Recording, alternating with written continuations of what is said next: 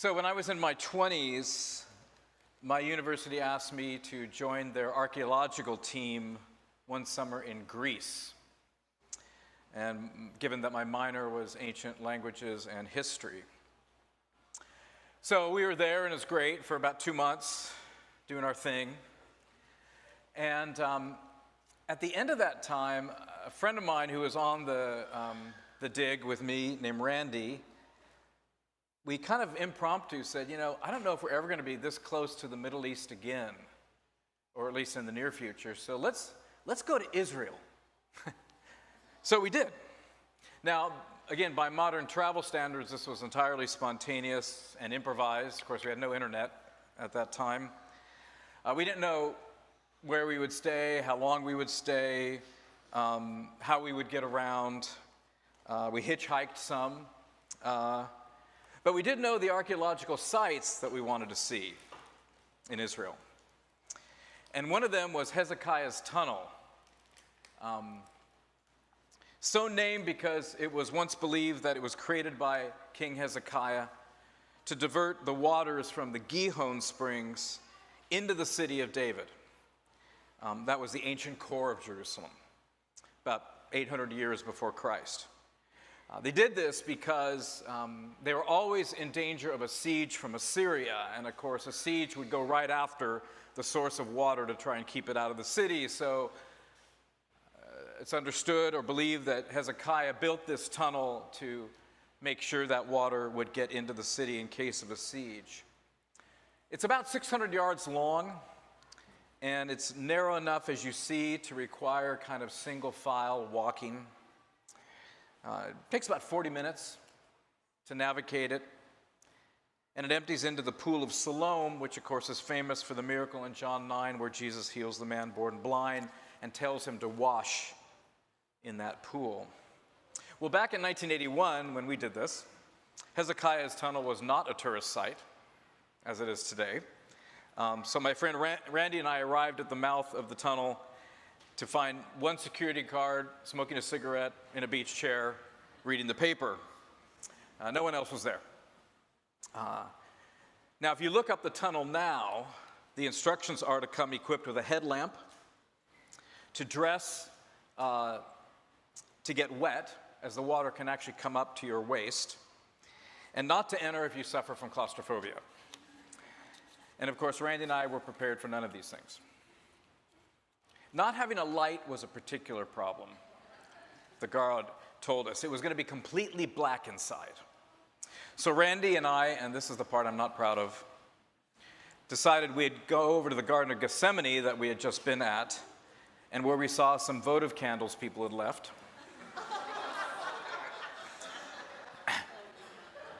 We said the Lord had need of them.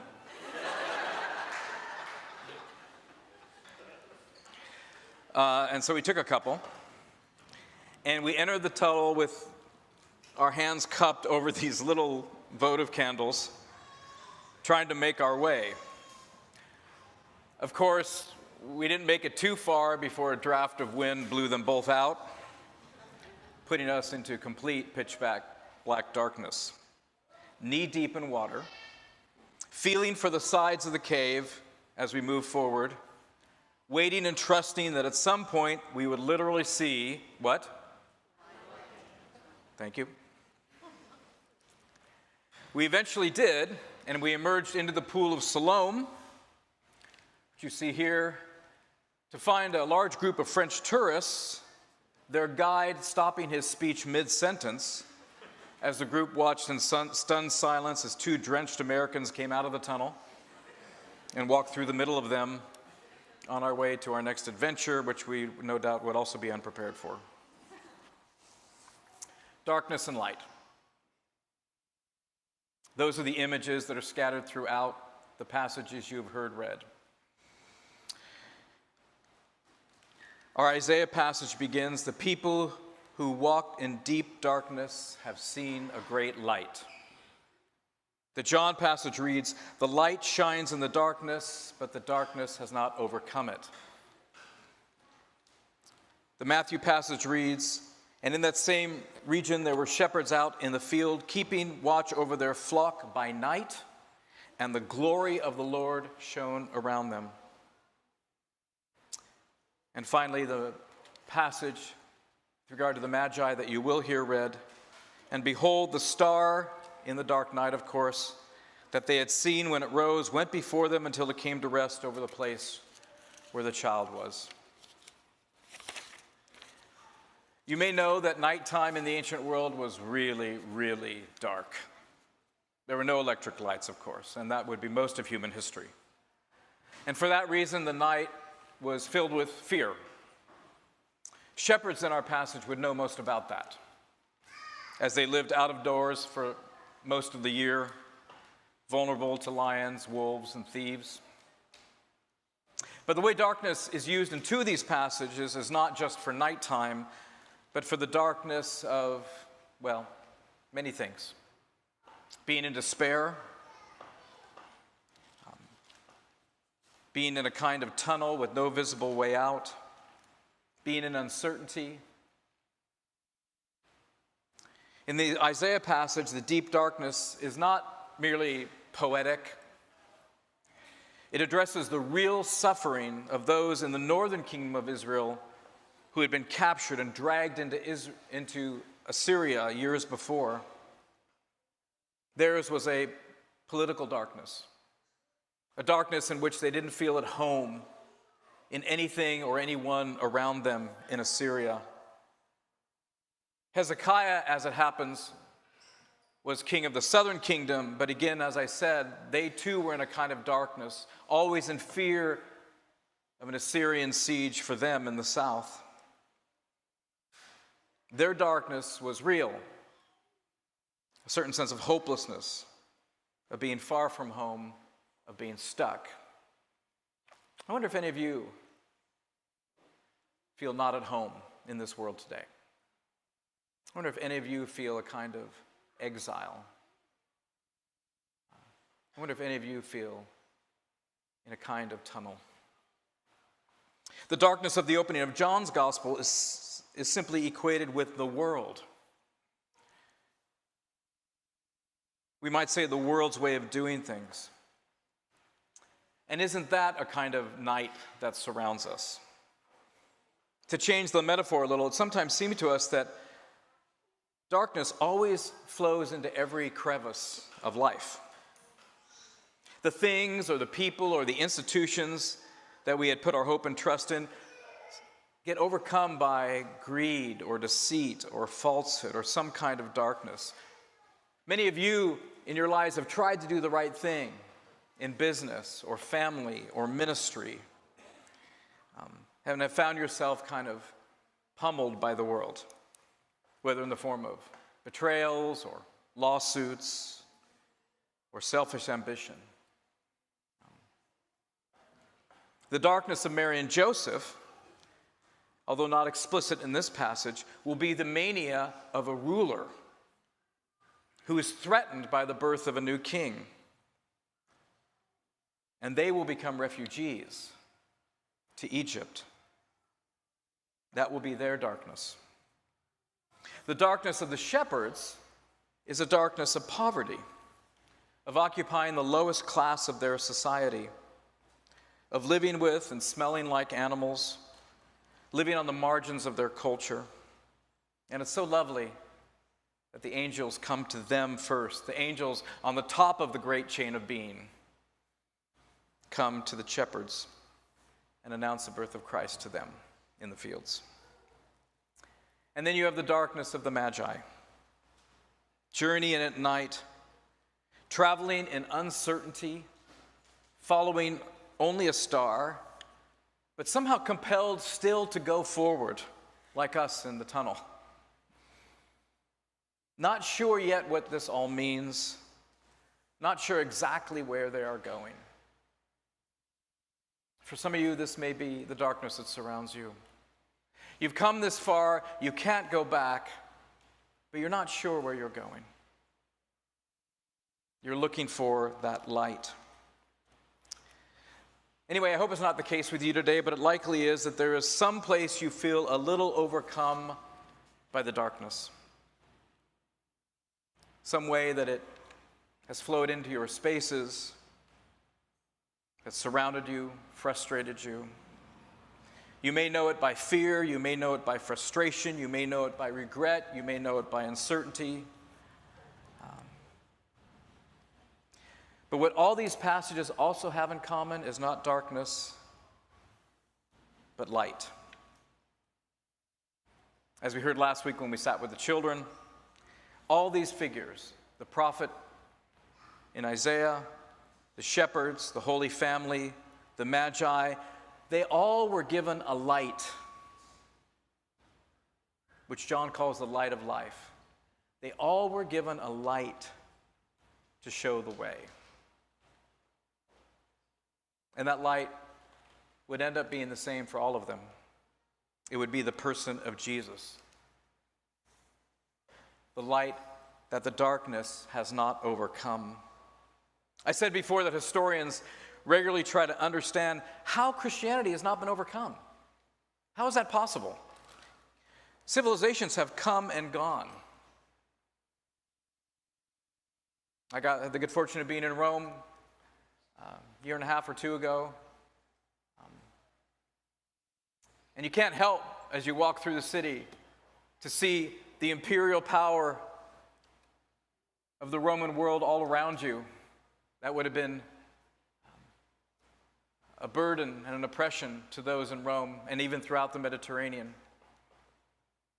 But there it is all around us in ruins in Rome. And this little band of Christians in Rome, about this many, would grow on to be the most dominant, the most embraced religion in the history of the world. The little light has not been overcome by the darkness. So I wonder today how the light of Christ is appearing to you in the very gritty and difficult places in your life. Where in the night sky is the direction you are being invited to go? It could be a memory or experience you have. It's lodged in your heart. Some goodness or grace or beauty that you recall. Some God-given epiphany in your past. And maybe the years have gone by. Maybe it's water under the bridge. Maybe it's been papered over by other difficult things. But it still is kind of like this little flame in you that's been lit and will not be hushed. And you keep moving toward it, even explicitly. It could be that the light is a little vision of the kingdom of God, the world as it should be, the way that you know is right, that the world hasn't overcome, though often isn't able to receive it. But it could be as you come and you hear Jesus teaching, you just say, this is right. This is how the world should be. And maybe it's that light that is the invitation. Go this way. Perhaps you find the light in prayer. Perhaps you find it in Scripture. Maybe you find it in serving others. Maybe in giving thanks. Maybe you find it in receiving love from others. Maybe you find it in creation. Maybe you find it in confession and the grace that follows that. Maybe you find it in being invited to the table each week. Maybe you find it in Sabbath rest. Maybe you find it just by coming and being here with us. Maybe that is the light that is being given to you to light your way in the darkness this Christmas. Because finally what that light is the person of Jesus, whose compassion, wisdom, strength, selflessness, humility, Son of Godness, shining divinity, his resurrection, is so obviously the light of life that you say, I don't know a lot, and I've been disappointed by a lot, but I know that is the way to go.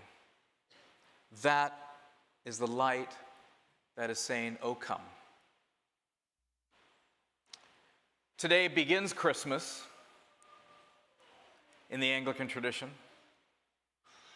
It's been anticipation until now. But this evening, tomorrow, we begin Christmastide. Next 2 weeks, maybe you'll be rushing around a little less. Maybe you have a little more time to look around inside your soul. And you might consider asking, what is the God-given light right now in your night sky? What is the invitation? What is the way Jesus is showing you to go?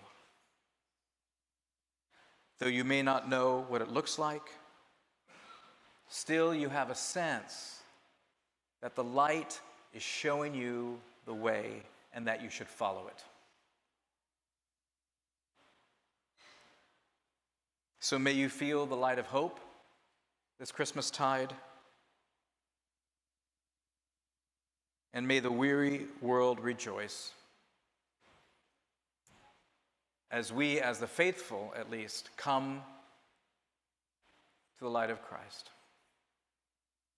Just seated together, say to the Lord, yes, I will look for the light in my life and I will follow it. And he says, "Oh, come. Oh, come." And just sing that with me. Oh, come, all ye faithful, joyful and triumphant. Oh, come ye to Bethlehem. Come and behold. Come and behold him, born the King of angels. Oh, come, let us adore him. Oh, come, let us adore him. Oh, come, let us adore him. Christ